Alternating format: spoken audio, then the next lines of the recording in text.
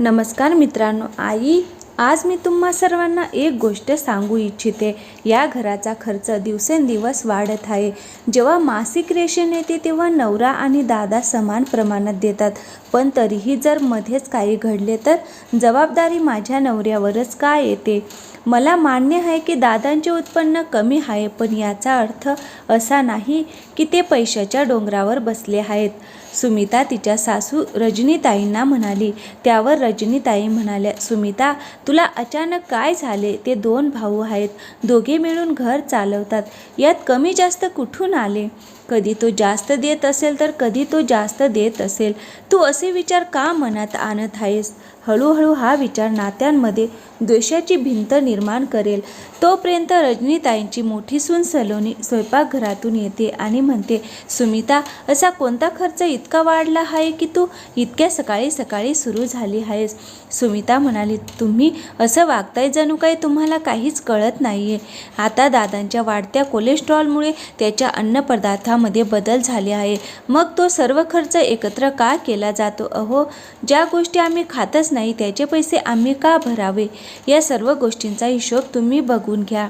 आणि हो, महिन्याच्या सुरुवातीला एक यादी तयार केली जाईल, त्यात प्रत्येक जण जे खातो त्या गोष्टीचा समावेश असेल। रजनीताई सुमिताला म्हणाल्या, तू काय म्हणत आहे? जर कुटुंबातील कोणताही सदस्य आजारी असेल तर त्याचे जेवण वेगळे असेल ना? अशा परिस्थितीत एखाद्याने त्याबद्दल इतके भांडण का करावे? हे तुझे कोणत्या प्रकारचे विचार आहेत? सुमिता म्हणाली, हो, असेच माझे विचार आहेत। जर कोणी कमी कमावते तर आपण त्याची भरपाई का करावी?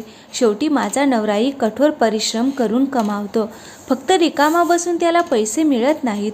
जर कोणी माझ्या म्हणण्यावर आक्षेप घेत असेल तर आपण आपली चूल वेगळी मांडू शकतो, त्यामुळे रोजच्या भांडणांपासून मुक्तता मिळेल आणि आपण काही पैसेही वाचवू शकू। रजनीताई म्हणाल्या, तू हे काय बोलत आहेस? चूल वेगळी मांडायची आहे? विक्रमलाही तेच हवे आहे का? सुमिता म्हणाली, तर मग तुम्हाला काय वाटतं? तो आंधळा आहे का? त्यांना काहीच दिसत नाही का? त्याचे कुटुंब त्याला कसे छळत आहे हे त्याला स्पष्टपणे दिसत नाही का? सलोनी म्हणाली, ठीक आहे, जेव्हा तुम्हा दोघा नवरा बायकोला हे असेच हवे आहे तर तसेच होईल। आई, आता जास्त काही बोलू नका, हे सर्वांच्या हिताचे आहे।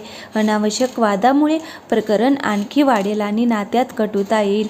ठीक आहे सुमिता, तुझ्या मनाप्रमाणे होईल। यानंतर सगळं वेगळं झालं। एकाच स्वयंपाकघरात 2 शेगडी ठेवण्यात आली आणि दोघेही आपापले कुटुंब चालू लागले। वेळ निघून गेला। एके दिवशी सुमिता येते आणि रजनीताईंना म्हणते, आई, आम्ही आमचा स्वतःचा फ्लॅट खरेदी करत आहोत, आम्ही लवकरच त्यात राहायला जाऊ, पण तुम्ही असे समजू नका की आम्ही या घरात वाटा घेणार नाही। आज रात्री तो तुमच्याशी या विषयावर चर्चा करेल, म्हणून कृपया दादा आणि वहिनींना उपस्थित राहण्यास सांगा। हे सर्व त्या रात्री एकत्र आले। विक्रम म्हणाला, आई, तू ऐकले असेलच की आम्ही स्वतःचा फ्लॅट खरेदी करत आहोत, म्हणून आम्हाला असे वाटत होते की एकतर आम्हाला मिळणारा या घरचा वाटा द्यावा किंवा त्यासाठी पैसे द्यावेत, जेणेकरून आम्ही आमच्या फ्लॅटचे डाऊन पेमेंट करू शकू। तरीही आम्हाला आता या घरात राहायचे नाही। रजनीताई म्हणाल्या, वा, काय म्हणालास बेटा? सुरुवातीला तुम्हाला वाटले की तुमच्या भावाचा खर्च खूप जास्त आहे म्हणून तुम्ही स्वयंपाकघर वेगळे केले आणि आता तुम्हाला घराची वाटणी करायची आहे। मला कळत नाही की माणूस इतका स्वार्थी कसा होऊ शकतो। जेव्हा तुमच्याकडे नोकरी नव्हती तेव्हाही तुझ्या भावाचे उत्पन्न कमी होते, हे तू कसे विसरलास? पण त्याने तुझे सर्व नखरे सहन केले, तुला वडिलांप्रमाणे सर्व लाड पुरवले।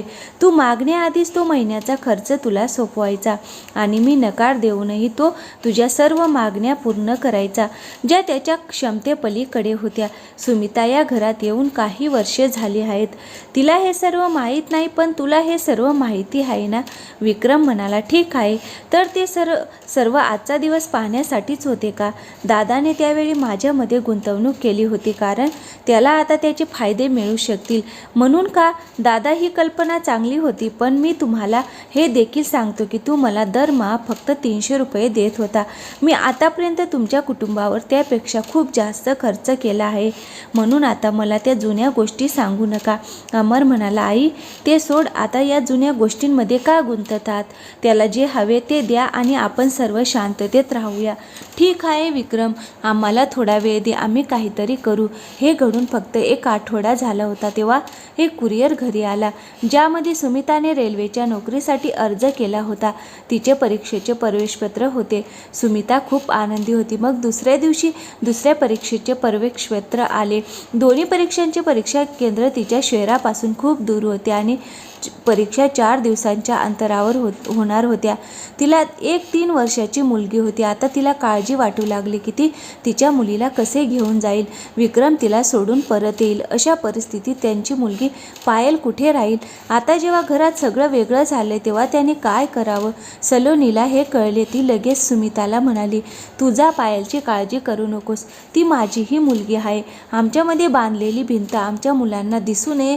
जसे माझ्याकडे रोहन आणि राजू आहेत, पायल माझ्यासाठी माझी मुलगी आहे. सुमिताला थोडी अपराधी वाटू लागली, पण सलोनीच्या आश्वासनाने ती परीक्षा द्यायला गेली. दोन्ही परीक्षा देऊन ती घरी परतली तेव्हा तिला दिसले की पायल सर्व उकडलेले अन्न अतिशय अनिच्छेने खात होती. सलोनी तिला जबरदस्तीने अगदी साधे जीवन देत आहे. दुसरीकडे रोहन आणि राजू एका दारामागे लपून बसले आहेत आणि मोठ्या आवडीने डाळ भात आणि भाज्या खात होते. सुमिताने क्षणाचाही विचार न करता लगेच भडकली आणि सलोनीला म्हणू लागली, वा दीदी, मग मला प्रश्न पडतो की इतक्या गोड गोष्टी का बोलल्या जात आहेत? तेही आपण वेगळे झालो आहोत तेव्हा तू माझ्या मुलीवर सूड घेत आहेस का? तिला इतके हलके अन्न देऊन तुम्ही तुमच्या मुलांचे चांगले अन्न देत आहात का? छी ताई, शीट, तुम्ही इतक्या खाली पडू शकता मी कधी विचार केला नाही. सुमिता हे सगळं बोलत असतानाच विक्रम मागून आला आणि म्हणाला, थांब सुमिता, तू आमच्यात द्वेषाची भिंत निर्माण करण्याचा खूप प्रयत्न केलास, पण तू अयशस्वी झालीस. आज तुझ्या बोलण्याने प्रभावित होऊन मी माझ्या कुटुंबाला खूप दुखावले आहे, पण आता नाही. वहिनीने काय केले हे तुला माहिती आहे का? तू गेल्यावर पायलला उलट्या झाल्या, तेव्हापासून आतापर्यंत ती आईसारखी तिची काळजी घेत आली आहे. जेव्हा मी तुला सांगू इच्छित होतो तेव्हा त्यांनी तुला सांगण्यास नकार दिला, जेणेकरून तू तुझ्या परीक्षेवर लक्ष केंद्रित करू शकेल. म्हणूनच पायल इतके हलके जेवण खात आहे. आता पायलने अंघोळ केली. आता परत तिला काही इन्फेक्शन होऊ नये म्हणून रोहन आणि राजू असे लांब बसून जेवत आहेत आणि उद्यापासून पायल साधे आणि रोजचे जेवण खाईल. पायलचे साधे जेवण तू पाहिले, पण रोहन आणि राजू दूर बसून लपून का जेवत आहेत हे समजून घेतले नाहीस.